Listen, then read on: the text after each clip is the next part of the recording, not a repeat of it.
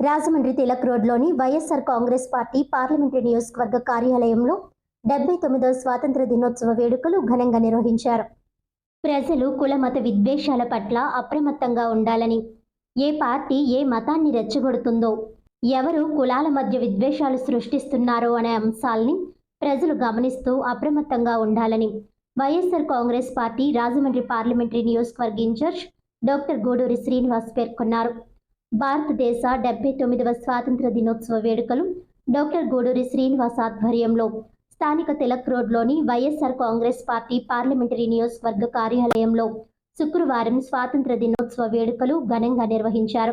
Doctor Guduri అధ్యక్షతన పలువురు నాయకులు స్వాతంత్ర స్ఫూర్తిదాయక దేశ కాలమాన పరిస్థితులపై ప్రసంగించారు. వైఎస్ఆర్ కాంగ్రెస్ పార్టీ యువజన విభాగం రాష్ట్ర అధ్యక్షులు మాజీ శాసనసభ్యులు జక్కంపూడి రాజా, వైఎస్ఆర్ కాంగ్రెస్ పార్టీ జిల్లా అధ్యక్షులు మాజీ మంత్రి చెల్లుబోయిన శ్రీనివాస్ వేణుగోపాలకృష్ణ, మాజీ శాసనసభ్యులు Routhu Suryaprakash Rao, AP housing corporation మాజీ chairperson Medapati Sharmila Reddy, YSR Congress party legal cell రాష్ట్ర కార్యదర్శి గూడూరి రాధిక, వైఎస్ఆర్ కాంగ్రెస్ పార్టీ నగర మాజీ అధ్యక్షులు నందేపు శ్రీనివాస్, వైఎస్ఆర్ కాంగ్రెస్ పార్టీ మహిళా విభాగం జిల్లా అధ్యక్షురాలు మార్తి లక్ష్మి, వైఎస్ఆర్ కాంగ్రెస్ పార్టీ మహిళా విభాగం నగర అధ్యక్షురాలు పోలు విజయలక్ష్మి, మాజీ కార్పొరేటర్లు స్వాతంత్ర దినోత్సవ కార్యక్రమాలకు ముఖ్య అతిథులుగా హాజరయ్యారు. ప్రజలు అప్రమత్తంగా ఉన్నప్పుడే కుట్ర రాజకీయాలకు స్వస్తి పలికినట్టవుతుందని డాక్టర్ గూడూరి అన్నారు. ఈ కార్యక్రమంలో కార్యకర్తలు, నాయకులు, అభిమానులు పెద్ద ఎత్తున పాల్గొన్నారు.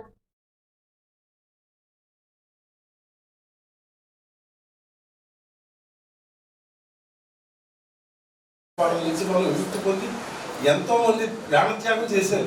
అది లెక్కకు మిక్కులమైనటువంటి ఎంతో మంది ప్రాణత్యాగం చేసి సాధించుకున్న స్వతంత్రాన్ని నిలబెట్టుకోవాల్సినటువంటి బాధ్యత ఇక్కడ ఉన్నటువంటి మన వైఎస్ఆర్ కుటుంబ సభ్యులు ప్రతి ఒక్కరు కూడా ఈ స్వతంత్ర దినోత్సవ సందర్భంలో ప్రమాణం చేసి, నేను ఇప్పుడు మన రాజకీయాల్లో ఉన్నాం, ఎంతో మీ పనులు ఎన్నో పనులు ఉన్నాయి, ఎందుకు వచ్చేటికి ఏదో నా దేశానికి స్వతంత్రం వచ్చింది, అందులో డాక్టర్ గారి ఆఫీస్లో ఇది పిలిచారు, మనందరూ అటెండ్ అవ్వాలి, అదే మనం దేశానికి ఇచ్చేటువంటి గౌరవం. చాలామంది ఇతర దేశాలకి మనకే ఉన్నటువంటి కొన్ని అభివృద్ధి చెందిన దేశాలను చూస్తే ఆ దేశం యొక్క స్వతంత్ర గీత ఆలాపన జరుగుతున్నప్పుడు అందరూ కూడా చాలా అట్రాక్షన్ ఎంతో గౌరవిస్తారు. ఆ దేశంలో క్రమశిక్షణ ఆ దేశాన్ని ముందుకు నడుపుతుంది. అలాగే మనం కూడా రాబోయే రోజుల్లో క్రమశిక్షణకి మార్పు రావాలంటే వైఎస్ఆర్. అందరికీ స్వాతంత్ర దినోత్సవ శుభాకాంక్షలు. చాలామంది ఒక మహనీయుల త్యాగఫలంతో ఇవాళ స్వాతంత్ర భారతదేశంలో ఉన్నాం. వాస్తవానికి ఈరోజు రాజకీయాలకు అతీతంగా మాట్లాడుకోవాల్సి ఉన్నప్పటికీ కూడా ఏదైతే ఎంతో గొప్ప ఆలోచనతో ప్రతి పేదవాడికి, అణగారినటువంటి వర్గాల ప్రజలకి మంచి జరగాలి, మన దేశాన్ని మనమే పరిపాలించుకోవాలి, గొప్ప పాలన అందించాలి అనేటువంటి ఆలోచనతో ఆ వేళ ఎంతోమంది వాళ్ళ ప్రాణాలను సైతం అర్పించి స్వాతంత్రాన్ని తీసుకొస్తే ఈవేళ ఆంధ్ర రాష్ట్రంలో నిన్నటి రోజు పులివెందుల నియోజకవర్గంలో జరిగినటువంటి జెడ్పీటీసీ ఎన్నికల్లో ఈ రాష్ట్రంలో ప్రభుత్వం అవలంబిస్తూ ఉన్నటువంటి తీరు బహుశా బ్రిటిష్ పరిపాలనలో కూడా ఆ రకమైనటువంటి పరిస్థితులు మనం చూసుండం. ఎంతో గొప్ప రాజ్యాంగాన్ని ఇచ్చారు డాక్టర్ బాబాసాహెబ్ అంబేద్కర్ గారు. ప్రపంచ దేశాల్లో ఇతర ఏ దేశానికి లేనటువంటి గొప్ప రాజ్యాంగాన్ని రచించి మరి భారతదేశంలో ఉన్నటువంటి ప్రతి ఒక్కరికి కూడా ఓటు హక్కు అనేటువంటిది ఉండాలి, ప్రభుత్వాన్ని పాలకుల్ని ఎన్నుకునేటటువంటి విషయంలో నిష్పక్షపాతంగా ప్రతి ఒక్కరికి ఒక హక్కు కింద కలిగించేటటువంటి ఒక గొప్ప అవకాశాన్ని, ఒక ఆయుధాన్ని రాజ్యాంగం మనకిస్తే ఇవాళ దానికి కూడా తూట్లు పొడిచి ఒక పక్కన ఓటర్ లిస్టుల దగ్గర నుంచి మొదలుపెట్టి నామినేషన్లు వేసేటటువంటి ప్రక్రియ దగ్గర నుంచి మొదలుపెట్టి పోలింగ్ బూతుల్లో ఆఖరికి బహుశా రేపో మాపో కౌంటింగ్లో జరిగేటటువంటి పరిస్థితులను కూడా పెద్దగా మనం ఏదో రాజ్యాంగపరంగా జరుగుతుంది అనేటువంటిది ఆశించాల్సినటువంటి అవసరం లేనటువంటి పరిస్థితులు ఏర్పడడం అనేటువంటిది నిజంగా బాధ కలిగించేటటువంటి విషయం. బహుశా ఈ స్వాతంత్ర దినోత్సవం రోజైనా ఈ ప్రభుత్వ పాలకులకి పెద్దలకి బుద్ధి రావాలని, కనీసం ఈ రోజైనా జ్ఞాపిక తెచ్చుకుని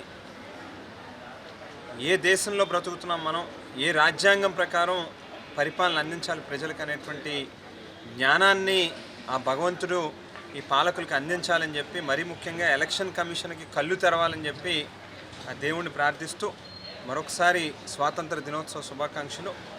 ఇవాళ ఈ అవకాశం కలిగించి వేదిక మీదకి అందరినీ తీసుకొచ్చినటువంటి డాక్టర్ గూడూరి శ్రీనివాస్ గారికి కూడా ప్రత్యేకమైనటువంటి స్వతంత్రం వచ్చి ఇప్పటికి 75 సంవత్సరాలు అయింది.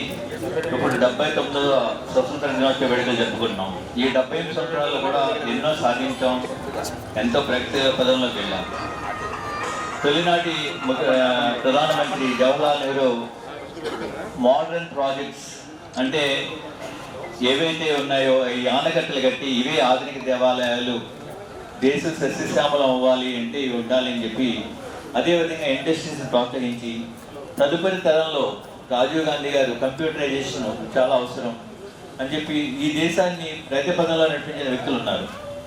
ప్రస్తుత రాజకీయ పరిస్థితులు చూస్తుంటే దేశాన్ని మతపరంగాను కులపరంగాను విడగొడుతున్నారు. ఇది ఎంతవరకు సబబు, ఇది ఎంతవరకు న్యాయం? ఏ మతమైనా మతం అంటే మనసుగా నచ్చింది, మతాల దారులన్నీ కూడా ఒకే చోట కలుస్తాయి. అదన్నీ ఏంటంటే మోక్షం లేదా శాంతి. అంతేగాని ఏదో అధికారం కోసం ప్రజల్ని హిందువుల కింద, క్రిస్తువుల కింద, ముస్లిమ్స్ కింద విడగొట్టేసి రాజ్యాధికారం కోసం కేవలం ఇలా చేయడం ఎంతవరకు సమంజసం? మీరందరూ కూడా ఈ స్వతంత్ర దినోత్సవం రోజున ఆలోచన చేయాల్సిన బాధ్యత ఉంది. ఎందుకంటే మనం అంతా సౌఖ్యంగా ఉండాలి, కలిసిమెలిసి ఉండాలి. భిన్నత్వంలో ఏకత్వం అనేదే మన నినాదం. భారతదేశంలో ఉన్న గొప్పతనం ఏంటంటే వేదభూమి. ఎప్పుడు కూడా అందరూ కలిసిమెలిసి బాయి అనుకుని తిరిగే రోజులు. కానీ ఇప్పుడున్న పరిస్థితులు చూస్తే ఈ అశాంతి, ప్రపంచం అంతా కూడా అశాంతి గురై అవుతుంది. యుద్ధాలు వస్తున్నాయి. ఇవన్నీ కూడా దేనివల్ల వస్తున్నాయి మనం ఆలోచన చేయాలి. పాకిస్తాన్ మీద యుద్ధం వస్తుంది, లేదంటే ఇజ్రాయెల్ యుద్ధం చేస్తుంది, ఉక్రెయిన్, రష్యా, ఎక్కడ చూసినా యుద్ధాలే. ఈ అశాంతికి కారణం ఏంటంటే మనుషులు అహంభావం, నీతి లేకపోవడం, ఒకళ్ళ మీద ఒకళ్ళు ఆధిపత్యం. ఇవన్నీ పోవాలి అంటే, నిజమైన స్వతంత్రం ఉండాలి అంటే ప్రతి మనిషికి కూడా సమదృష్టి ఉండాలి, అందరూ బాగుండాలి. ముందుగా అందరికీ హ్యాపీ ఇండిపెండెన్స్ డే. మరి ఈ రోజున మన వైఎస్ఆర్ కుటుంబ సభ్యులందరినీ కూడా ఒక వేదిక మీద తీసుకొచ్చిన డాక్టర్ గూడూరి శ్రీనివాస్ గారికి, మన రాధిక్ గారికి ప్రత్యేక నమస్కారాలు తెలియజేస్తూ, మరి మనందరికీ తెలుసు మరి బ్రిటిషర్స్ నుంచి మనం ఇంత స్వతంత్రంగా ఉన్నామంటే ఎంతోమంది మహనీయులు వాళ్ళ యొక్క లైఫ్ త్యాగం చేసి మనం ఈ రోజున ఆనందంగా ఉండడానికి ఎంతో కష్టపడి మరి మనందరికి August 15, 1947 మనందరికి ఇండిపెండెన్స్ డే వచ్చింది. తర్వాత మనకి కాన్స్టిట్యూషన్ డాక్టర్ బిఆర్ అంబేద్కర్ గారు ఎంతో కృషితో ఇప్పటికీ కూడా అతిపెద్ద రాజ్యాంగం ఏదైనా ఉంది అంటే అది మన ఇండియన్ కాన్స్టిట్యూషన్.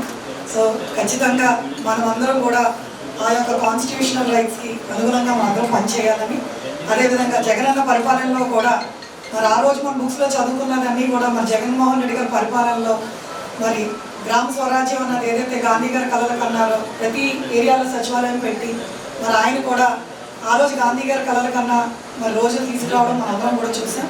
సో అదేవిధంగా దిశ యాప్ తీసుకొచ్చి అర్ధరాత్రి కూడా మహిళలు స్వాతంత్రంగా మరి తిరిగే విధంగా మరి జగనన్న సీఎం కింద ఉంది. ఇవన్నీ కూడా ఆంధ్ర రాష్ట్రంలో అనేక రకమైన సంక్షేమ మార్పులు తీసుకొచ్చి సంక్షేమ రారాజు కింద ఉన్నది జగన్మోహన్ రెడ్డి గారు.